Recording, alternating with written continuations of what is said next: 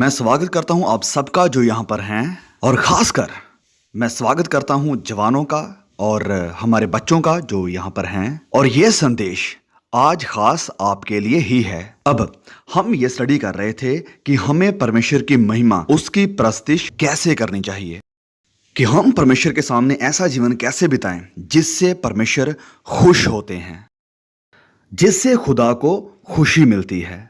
अब सबसे पहले हमने ये जाना है कि परमेश्वर को खुश करने से पहले हमें उससे मोहब्बत रखनी होगी, लेकिन परमेश्वर से मोहब्बत रखने के लिए हमें उसे जानना जरूरी है। सबसे बड़ा खजाना जो आप पा सकते हैं वो ये है बच्चों कि आप ये जान लें कि परमेश्वर कौन है। अब आपके घरों के आसपास कोई थोड़ी जमीन होगी।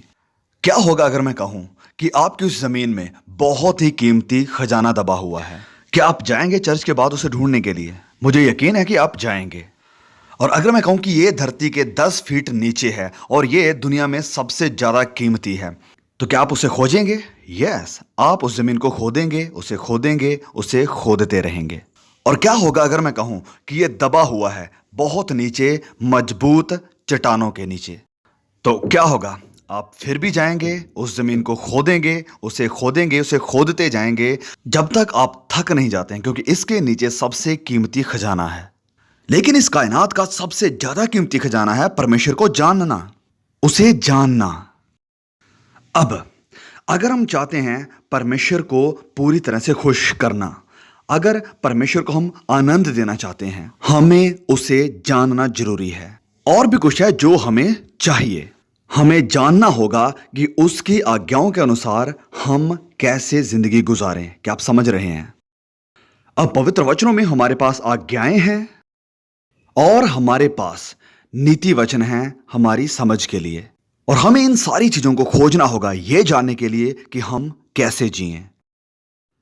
क्या आप जानते हैं झूठ क्या है? झूठ वह है जो सच्चाई नहीं है। क्या आप जानते हैं कि हर रोज ये दुनिया झूठ के साथ भरी पड़ी है? झूठ आपको बताएगा कि इस दुनिया को कैसे चलना चाहिए, लेकिन ये सच्चाई नहीं है। ये झूठ आपको भटका सकते हैं और इसीलिए आपको जरूरत है परमेश्वर के वचनों की। अब एक वचन है जो मैं आप सबके लिए पढ़ना चाहता हूं। क्या आप तैयार हैं?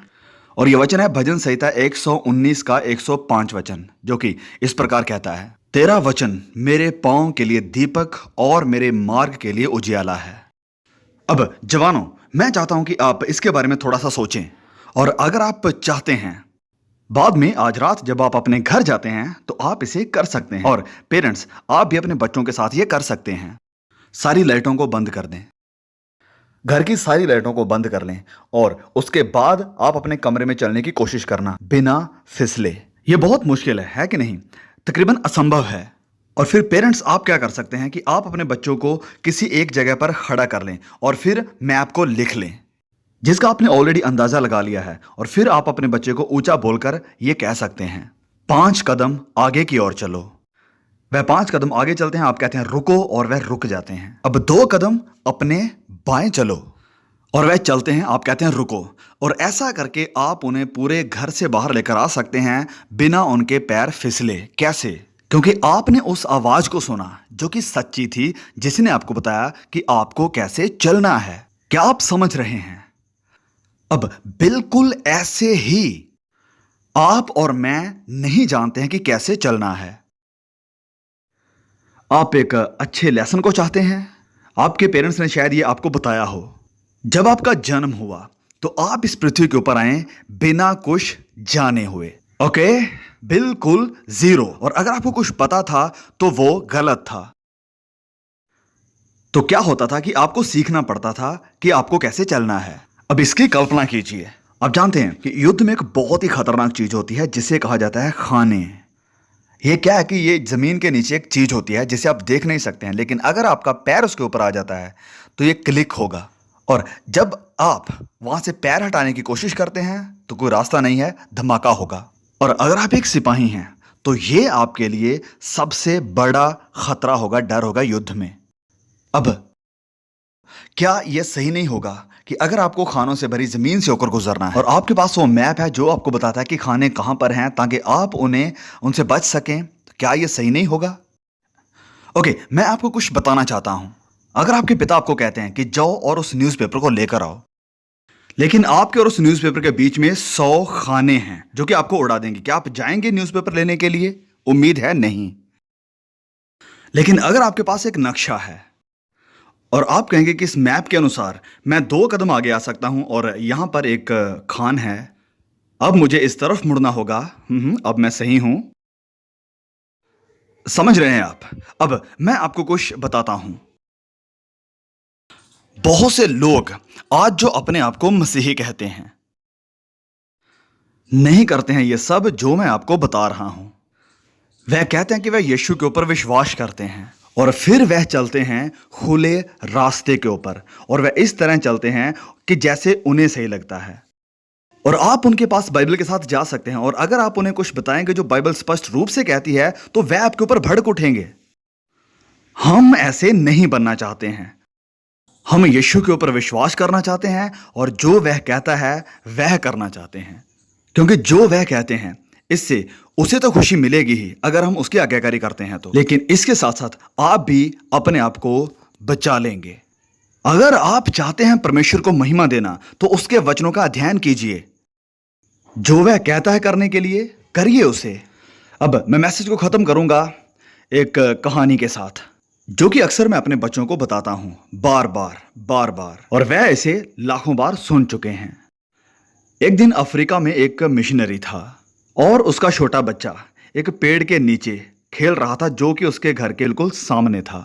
और जब वह मिशनरी उस तरफ आया और वह आगे बढ़ने लगा तो उसने देखा उसका बच्चा उस पेड़ के नीचे खेल रहा है और उसने कहा, नीचे गिर जाओ। और वह छोटा बच्चा उसी वक्त जमीन पर गिर गया और इस तरह से जमीन के ऊपर लेट गया। फिर उसने कहा, रेंगते हुए मेरी तरफ आओ, और वह रेंगने लगा। फिर उसने कहा, पैरों पर खड़े हो जाओ, वह हो गया। उसने कहा, भागकर मेरी तरफ आओ, और वह आ गया। आप कहेंगे कि यह क्या पागलपन है? तो मैं आपको बताता हूं कि क्या हुआ। जब वह पिता अपने घर से बाहर निकला और उसने देखा कि उसका बच्चा उस पेड़ के नीचे खेल रहा है, और तभी वहां पर उसके सर के पीछे एक बहुत ही घातक सांप था। यहां पर जहरीला सांप, खतरनाक, यहां पर लटका हुआ था। अब बच्चों, अगर पिता ने कहा होता, मान लीजिए पिता वहां पर है और आप खेल रहे हैं और वह कहता कि नीचे गिर जाओ, और आप कहते कि क्यों? समझ रहे हैं आप इस बात को? अगर आपका पिता आपको कहता और आप कहते कि क्यों पिता, मेरा दिल नहीं कर रहा, या ऐसे कैसे, वह मर गया होता कि नहीं? अब देखिए उस बच्चे ने क्या किया। उसके पिता ने कहा कि गिर जाओ और उसके बच्चों ने उसकी बातों पर विश्वास किया। अब पिताओं और माताओं, अगर आप चाहते हैं कि बच्चा पर विश्वास करें, आपको विश्वास योग्य होना पड़ेगा। गिर जाओ, वह गिर गया। रेंगते हुए आओ, और वह रेंगते हुए सांप के नीचे से चला गया। भाग कर आओ मेरे पास, और वह भागने लगा। यह अच्छा है पेरेंट्स, हमारे लिए भी। संपूर्ण आज्ञाकारी, संपूर्ण रूप से, पूरी तरह से बुद्धिमान परमेश्वर के प्रति आपकी जिंदगी को बचाएगी।